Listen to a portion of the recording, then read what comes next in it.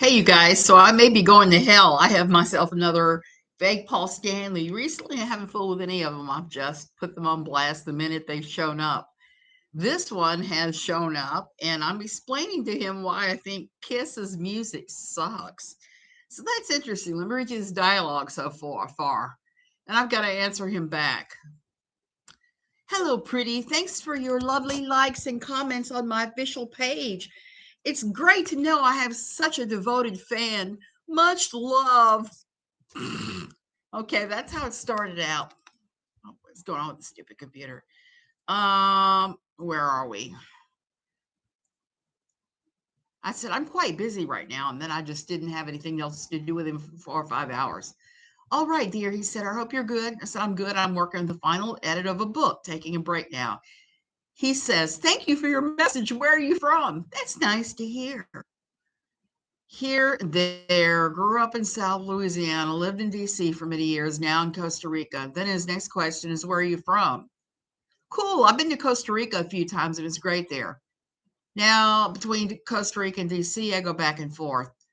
Say, aren't you on the end of the road tour? Because I know that Kiss right now is having a tour. They're on tour. And it is one of these end of an era, end of a road tour. And I think they've done this once before. I don't know. I'm not a Kiss fan, as I'm getting ready to explain to our fella here. He says, yes. Well, we still have a few places to hit. How long have you been supporting our band? Okay, here's where it gets sticky wicked. I said, here's a dirty little secret. I am not a Kiss fan. I'm a fan of your two books and your Motown music. And he goes, oh, thanks. Great fans like you make me the musician I am today, the great musician I am today. And I said, yeah. But Kiss's music is pretty subpar. Why do you think so? Oh, for so many reasons. I've sang with the band off and on for many years, and I think your musicianship could be much better. And he is apparently not answering, so I may have jumped the gun here on this one. I keep forgetting I have to butter these guys up a few times before I drop the ball on them to show them that I think they're pretty crappy. But I actually have a couple of funny real life Kiss stories. Okay. My ex was a musician, was a rock musician, and he was with a local band that wasn't so successful. He still labors in the hinterlands, the outer fringes of rock and roll. He's still there after all this time. Was it 76 or 75? We went backstage at a Kiss concert, okay? And there was a lot of shenanigans going on there. My ex was just blown away because he loves Kiss. Kept trying to give me away to Gene, of all people. It was like, oh, Gene stinks. He needs a shower. And they had just gotten off the stage anyway, so none of them were smelling fresh as a daisy, which is understandable because if you're up there jumping and running around and sweating like mad, come on back, boy. Then none of that, you're not going to be fresh as a daisy. And I don't have a problem with that. I just did not want to go around anywhere with Gene. Gene either creeps me out. He did then. I'm not a Kiss fan, like I've said. I think their music is kind of subpar. Their musicianship leaves a lot to be desired. Now, they have a lot of enthusiasm and stuff, but their songs are simplistic. They're all about sex. They're all just about, let's get laid. That gets really dull after, I don't know, the 20th or 30th time. It gets really, really dull. And so I'm not a fan. I never have been. And Paul lived up to his reputation that night of hair and glare. He had lots of hair and lots of glare. And I didn't talk to him at all. I just kind of shuffled away because in those days I was a teenage girl. I was not very sophisticated in some ways, and all he would have had to do was shoot a glare at me, and I would have been cringing under the table. Now, I do remember hanging out with the guitarist and telling him dumb jokes, and he just kept laughing. He was all kind of wasted. So that was kind of fun. It was a fun, I don't know, half hour or so before I finally was able to escape out of there. My ex was pretty mad at me. Oh, here we go. He's going to come back. finally. So tell me, do you sing or play any musical instruments? That makes sense. I hope you continue and don't stop listening, though. I don't listen to Kiss catalog, just your Motown stuff. And that's very true. I won't listen to Kiss. I'll listen to some of their music. Is like just not mine. Yes, I sing in 3 voices. That's true. At least it used to be. Keyboards, organ, piano. Okay, now I'm going to add a few that I don't really play. I've mumbled around with.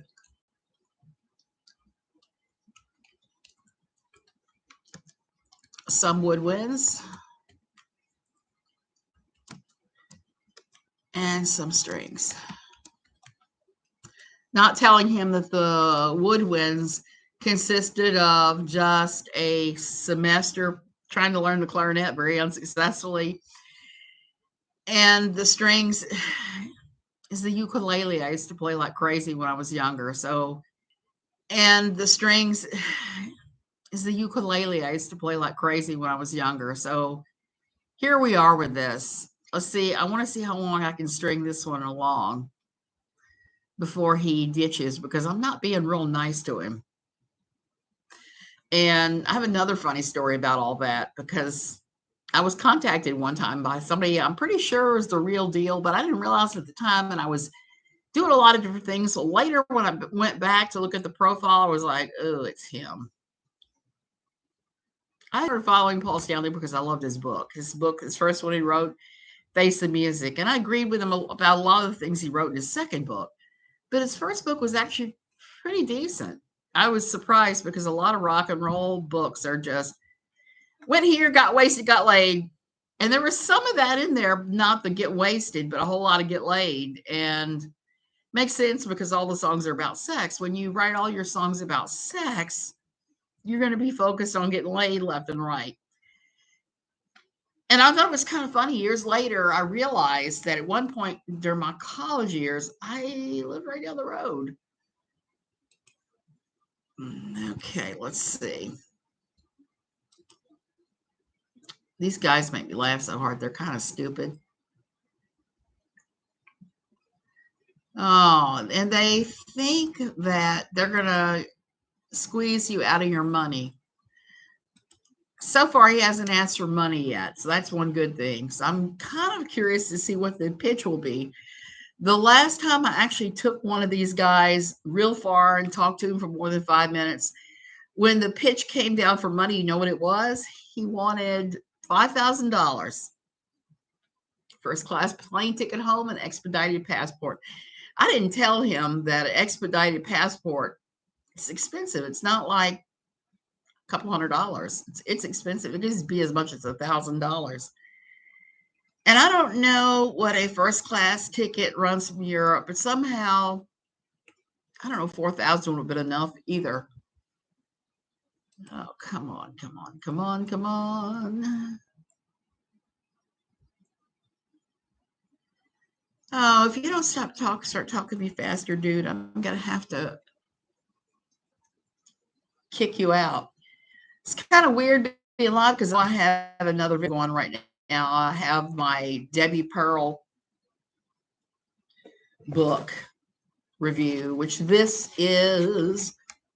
are all my notes from when I did it for NLQ. I just printed off my notes and went with that because I did a very detailed review of Debbie Pearl's book, Create a Better Brain Through Neuroplasticity, which was a hot mess of a book that had nothing to do with neuroplasticity. Okay. So the other Kiss tale. It was last year when I was messing with a whole bunch of these Paul Stanley fakers and having myself quite the laugh out at the response. I got a message from somebody saying, who claimed to be Paul Stanley, saying, hey, I just wanted to contact you and tell you thank you for messing with the scammers. And I assumed it was another scammer. So it's kind of like, yeah, whatever. I'm busy right now. And we talked a little bit, but I was sure I was dealing with a scammer, so I paid no attention to him. And I was busy. We had people visiting here. We were taken around to do X, Y, and Z. And then we had a car accident. Somebody rear-ended us pretty hard in our brand new car. And it was just a lot of stupid going on. So I wasn't paying any attention. Well, later I went back and looked at the profile, and I think it was him. Oh, well, the real Paul Stanley. I'm sorry I treated you so rudely, but you got the fake Paul Stanley run around because these guys, I think this is like the fifth one this week. That's why I'm talking to this one. Come on. I'm going to tell you that I'm getting ready to go to Mars next. Wow, you're such a talented fan. I like that. So, what's up? Don't you have rehearsals or warm-ups or something? So I'm trying to ask him about him. Let's see how far he'll go on that. Okay, come on, come on, come on. So I've told you my whole long list of faux instruments. Well, not faux. Most of them I play.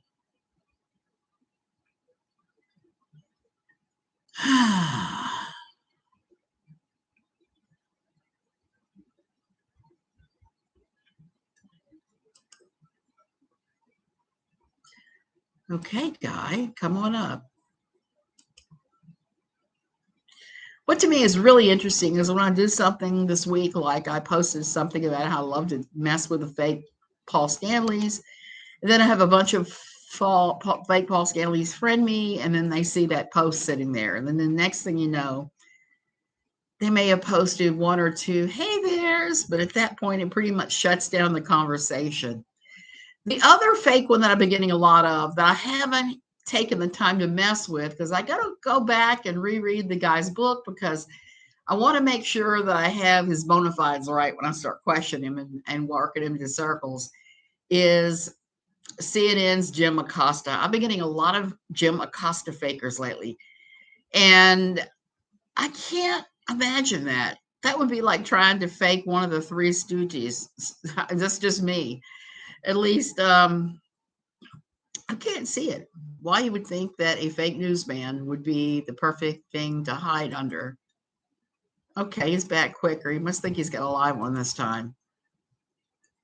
Have you been to any of my concerts? He says, I do, but I still have a couple minutes to go. Let me tell him about the last time I went to a Kiss concert. I sat in the parents' quiet room to work on my homework from LSU. That's very true. Took my little brother and all his buddies.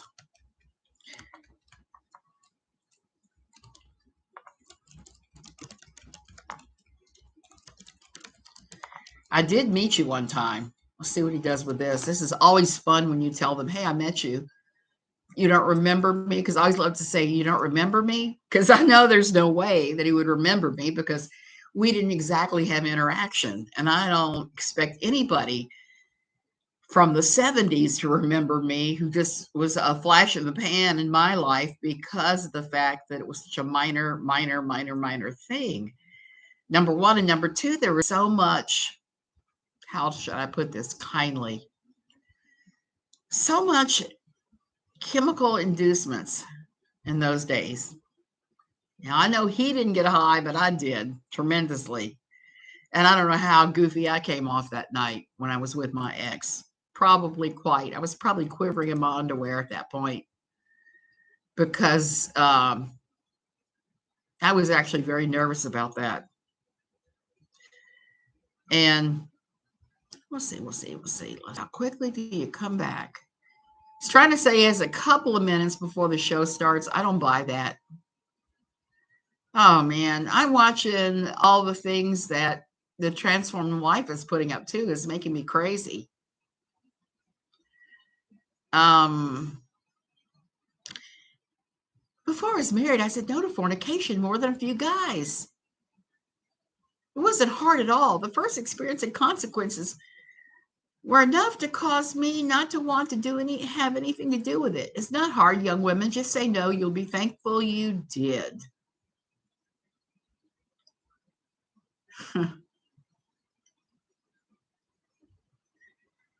A guy named Ken says it has to be easy to turn down sex because so many wives do it.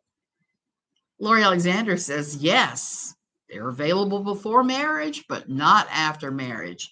Gee, Lori, I wonder why that might be. Maybe your husband decides that hygiene is a thing of the past after he's managed to catch your ass. Maybe he turns into a jerk. And here's to you today. It's making me crazy. I don't know, Lori, but I know that all of that is just wrong, wrong, wrong. Okay, here we are. I'd love to talk more and get to know more about you, but it's truly not convenient to continue talking here. What did you have in mind? Okay, I guarantee he's going to want to push me to Google circles. Was that a thing? And something else. And when they start doing that, I start playing really stupid before I tell them off and say, hey, guess what? I know you're a faker. And I am going to be reporting you yet again. Do you have Google Chat on your phone? What did I say?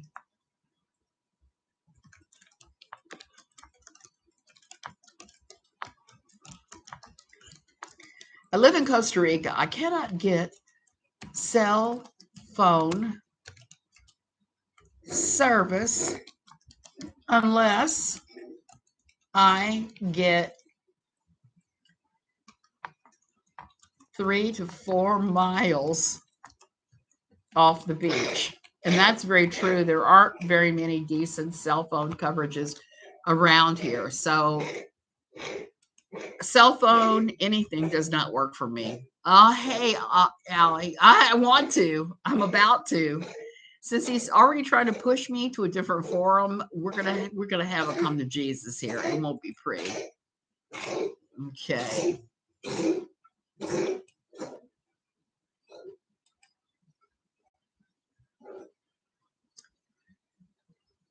So I'm thinking about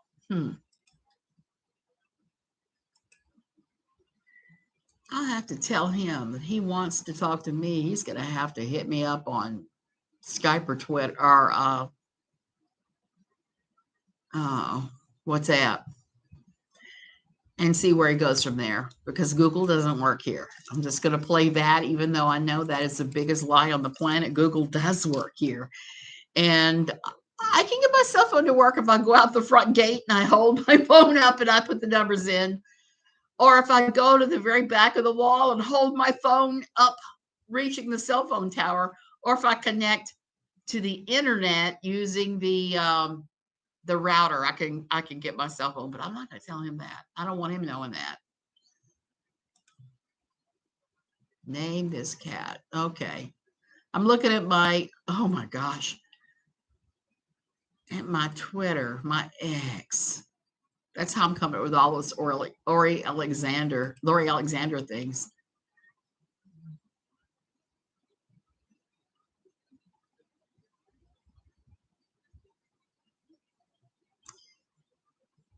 Okay. One of my friends just said Franklin Graham's followers are dumb as potatoes. They're absolutely right. They are.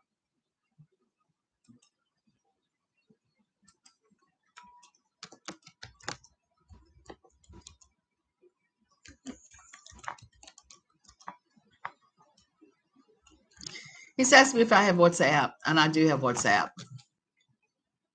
Hmm.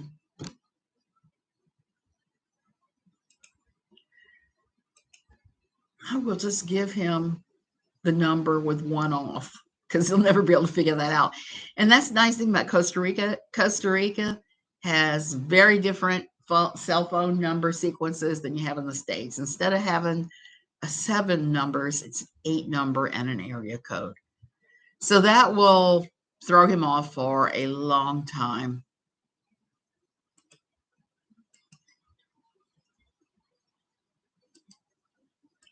I tell him I'm reluctant because I don't know.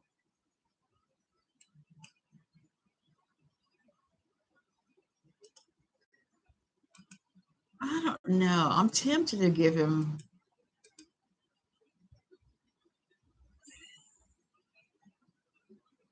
I'll give him my old phone number, my old cell phone number, because I don't have that cell phone anymore. I can have him talking to somebody else.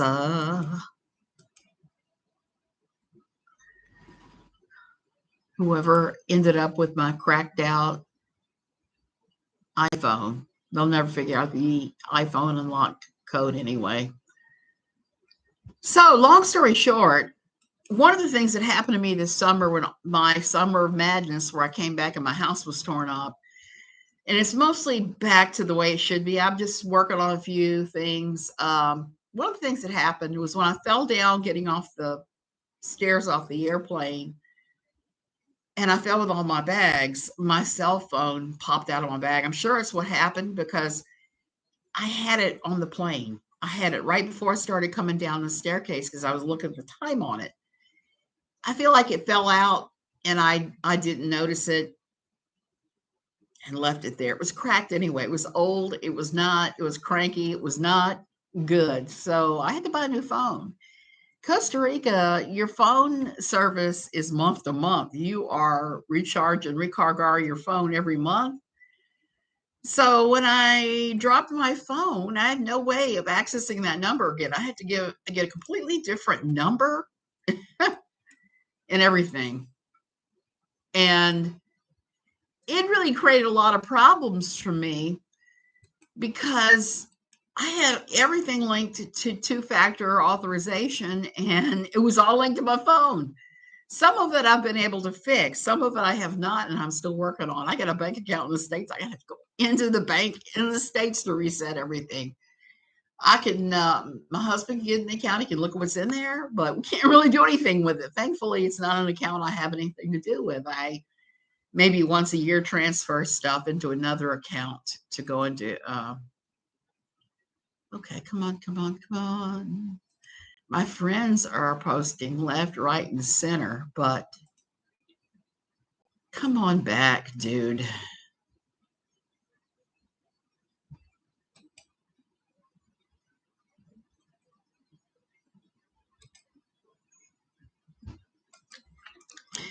He wants to know if I have Google Chat. Don't know what that is.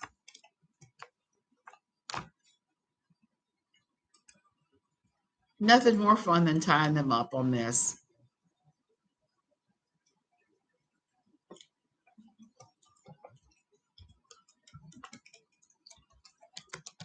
But why me? So I'm going to ask him because that's something I've never asked these guys. Why me? And it's kind of funny. I'm one very straight. I'm being mostly honest with him. I don't have a steak knife on my desk. It's not as big as my machete.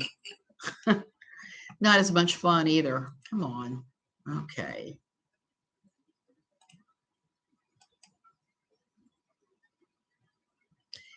Oh, yeah. Everybody's still talking about that, about her.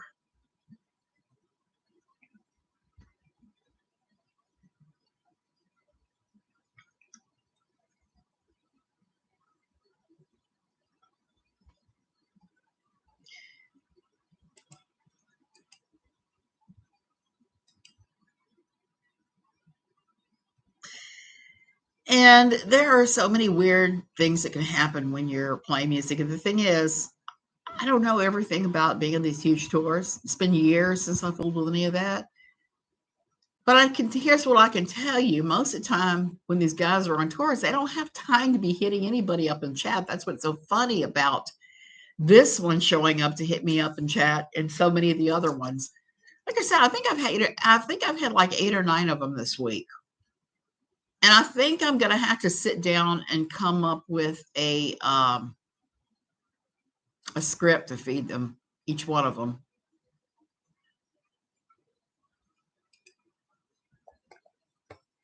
Instead of inventing a new story each time. This time I don't have the energy for that. I'm just going with what I got. And if he doesn't come back in a minute, I'm just going to end it. I'm just going to say later and close everything out.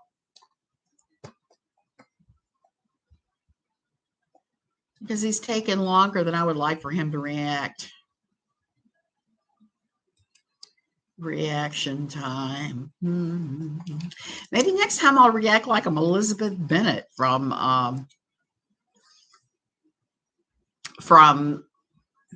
Pride and Prejudice. One time I played Judy Gemstone and said very Judy Gemstone-like things to one of these guys. And it got really weird in a hurry.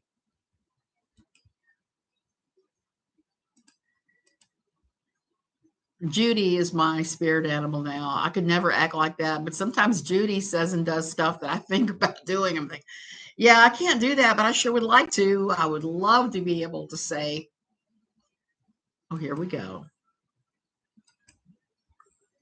Is a secure email where you can talk to friends and family. Download it.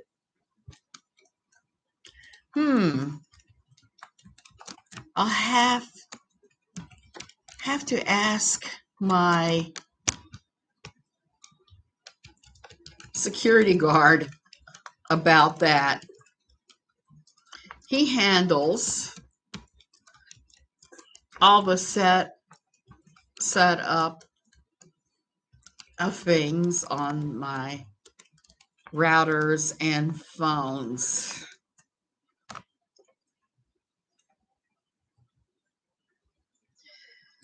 One time I had somebody try to contact me and was insisting on this, and I just kept telling them, well, I got to ask my grandson. I got to get my grandson to do it. My grandson would be able to do it. My grandson would do it for me. And I got to ask my grandson. I got to get his permission. I know what it is, and I know how to download it. I'm just not going to. I have the jankiest phone on the planet here, okay? After I dropped my iPhone and it disappeared, and it was pretty old, because one of the things I've learned living here, you're better off with older technology. If you buy the latest and greatest iPhone, the only thing that's going to happen is most of the functions won't work here in Costa Rica, because it's Costa Rica. Why is it so damn hot in here? I have the AC going full blast. I guess because it's just sticky out, but they don't work. So I told my husband, he broke his phone about the same time I lost mine. So I said, look, let's go to Walmart and let's buy the cheapest smartphone we can get our hands on just for here, because we both have decent phones that work in the States. So if we get the cheap ones, and we got really cheap ones, like $60, like track phones. And they're not great, but they do the job.